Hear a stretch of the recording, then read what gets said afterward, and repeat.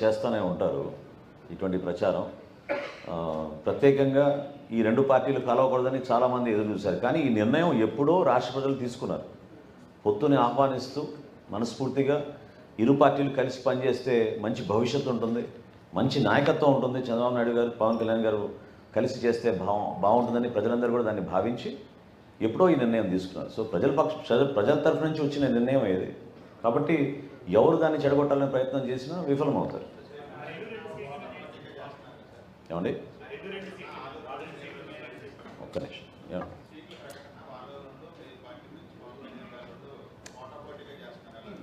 అదే అంటే as a political party we are independent.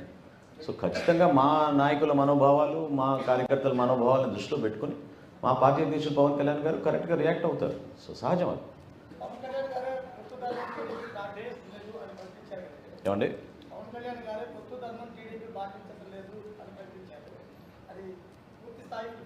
పొత్తు ధర్మం పాటించాలి అని అన్నారు. అది సహజం. ఏ పార్టీ అయినా సరే పొత్తులో ఉన్నప్పుడు ఆ ధర్మాన్ని మనం పాటించాలి.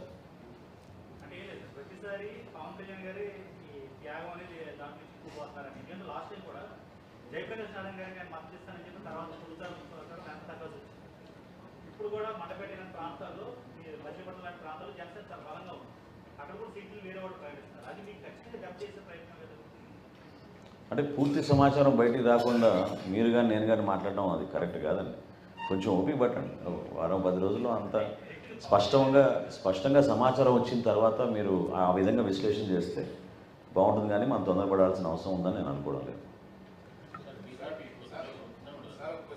ఎస్ సార్, చెప్పండి. ఒక ఎమ్మెల్యే రాజీనామా చేస్తే 3 సంవత్సరాలు తీసుకున్నటువంటి సమయం శాసనసభ 4 ఎమ్మెల్యేలకు ఇచ్చిన నోటీసుల మీద కేవలం 30 రోజులు అడిగితే ఇవ్వకపోవడానికి కారణం ఏంటని ఒక మాజీ స్పీకర్గా మీరు ఏమంటారు? అంటే శాసనసభాపతికి రాజ్యాంగంలో 10th షెడ్యూల్లో ఇచ్చిన విస్తృత అధికారాన్ని ఎథికల్గా ఒక్కొక్క సందర్భంలో రాజకీయ ఒత్తిళ్లు ఉన్నా కూడా శాసనసభ గౌరవాన్ని, ఆ వ్యవస్థని కాపాడే విధంగా మనం పనిచేస్తే ఆ గౌరవం ఇంకా పెంచినట్టు ఉంటుంది. సో రాజకీయ పరంగా ఖచ్చితంగా పార్టీల నుంచి ఒత్తిడి ఉన్నా కూడా ఒక సభాపతి ఆ స్థానంలో కూర్చున్నప్పుడు ఖచ్చితంగా ఆ నిర్ణయాలు తీసుకునేటప్పుడు ఇది భవిష్యత్తులో కూడా ఇది ప్రెసిడెన్స్ కాకూడదు, సరైన రీతిలో మనం పనిచేయాలనే భావన ప్రతి ఒక్కరిలోనూ కలగాలి. సో అందులో భాగంగా మరి అక్కడ జరిగిన ప్రక్రియ ఏంటో నేను సభలో లేను కాబట్టి నేను దాని గురించి కామెంట్ చేయలేను. బట్ నా అభిప్రాయం మాత్రం అదే. చాలామంది కలుస్తూనే ఉంటారు, డెఫినెట్గా కలుస్తూనే ఉంటారండి. రాజకీయాల్లో మేము అందరం నాయకత్వం వహిస్తాం, అందరం మిత్రులుగానే ఉంటాం. అనేక పార్టీల నుంచి చాలామంది కలుస్తూనే ఉంటారు. అందులో సహజంగానే శాసనసభ్యులు కూడా కలుస్తూనే ఉంటారు. నన్ను కలవడం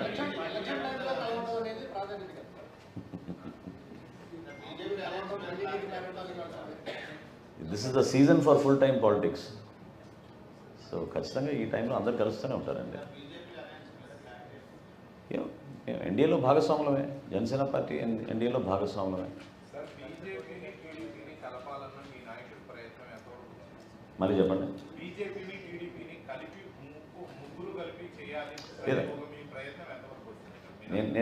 నేను ఇంతకుముందు కూడా చెప్పానండి. As a political party we are independent, we have our own opinions and views, and మాకు కొన్ని ప్రిన్సిపల్స్ ఉంటాయి. ఆ సిద్ధాంతాలకు కట్టుబడి దానిలో మేమందరం కూడా పనిచేసుకుంటాం మా పార్టీ అధ్యక్షుడు పవన్ కళ్యాణ్ గారి ఆదేశాల మేరకు.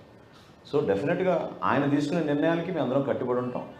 ప్రయత్నం అంటే రాష్ట్ర ప్రజల శ్రేయస్సును దృష్టిలో పెట్టుకుని ఆయన చేసిన ప్రయత్నం అది. ఎందుకంటే తప్పకుండా మనకి కేంద్ర ప్రభుత్వం నుంచి సహాయం అందాలి.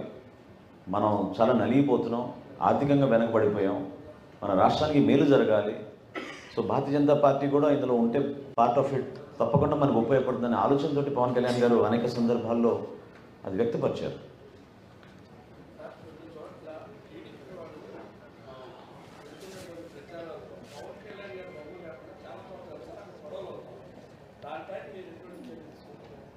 అంటే నాకు తెలిసినంత వరకు పై స్థాయిలో జరిగిన సమన్వయ సమావేశాల్లో అటువంటి పొరపాట్లు లేకుండా జిల్లా స్థాయి నాయకులందరినీ కూడా అప్రమత్తం చేశాం. సో జనసేన పార్టీ నుంచి, అదేవిధంగా తెలుగుదేశం పార్టీ నుంచి మేము నిర్వహించే అనేక కార్యక్రమాల్లో ఒక మంచి వాతావరణంలో జరగాలి, ప్రజలు కూడా దీన్ని హర్షించే విధంగా కలిసికట్టుగా